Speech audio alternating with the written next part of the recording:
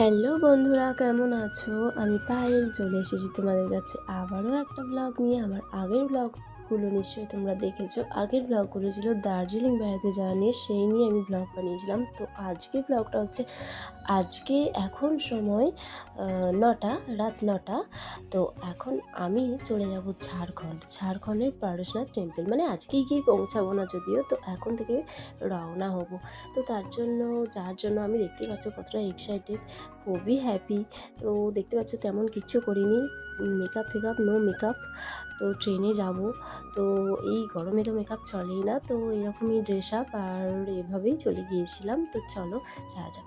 এই তো বাড়ি থেকে আমরা বেরিয়ে একটা টোটো রিজার্ভ করে চলে এসেছিলাম চন্দননগর, আমাদের স্টেশন। তো চন্দননগর থেকে আমরা এখন চলে এসেছি হাওড়া স্টেশনে। আমরা এখন একটু এসে ঘোরাঘুরি করছিলাম, রাতও বাড়ছে। তো আমাদের ট্রেনের জন্য আমরা ওয়েট করব, আমাদের যে ট্রেনটা করে আর কি যাবো, যে এক্সপ্রেসটা আসবে তার জন্য আমরা ওয়েট করছি। তো আমরা যাচ্ছি অনেক সবাই মিলেই, আমরা মোট 7-8 জন মিলে যাচ্ছি। তো আমাদের ট্রেনটা চলে এসেছে, দেখতে পাচ্ছ বন্ধুরা। তো আমরা এই ট্রেনে করেই রওনা হব পারশনাথ স্টেশন। তারপরে সেখান থেকে আমরা মেইন আর কি যে জায়গায় যাব সেখানে যাব। তো দেখতে পাচ্ছ প্রথমে সিট নাম্বার খোঁজা হচ্ছিল, তো গিয়ে দেখছি পেয়ে গেছিলাম আমরা। আমি তো ওপরে উঠে পড়েছিলাম, আমাকে বললো তুই ওপরে উঠে যা। আমি তো ওপরে উঠে পড়েছিলাম। দিয়ে নিচে দেখতে পাচ্ছ সবাই নিজেদের মতো একটু বসে আছে, যে যার মতো ফোন ঘাঁটছে। আর আমি একটু ন্যাকামি করতেও ব্যস্ত ছিলাম।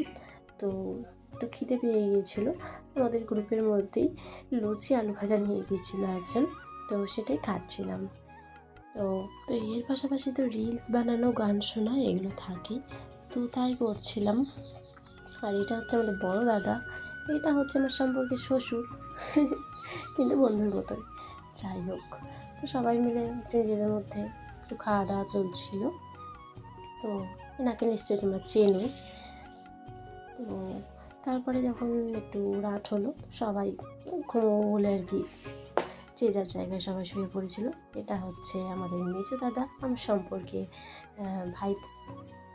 আর এই যে বললাম ইনি হচ্ছে আমার শ্বশুর মশাই সম্পর্কে আর কি। তারপরে আর এটা হচ্ছে একটা ভাগনা। আর এই যে এটা আমার উনি।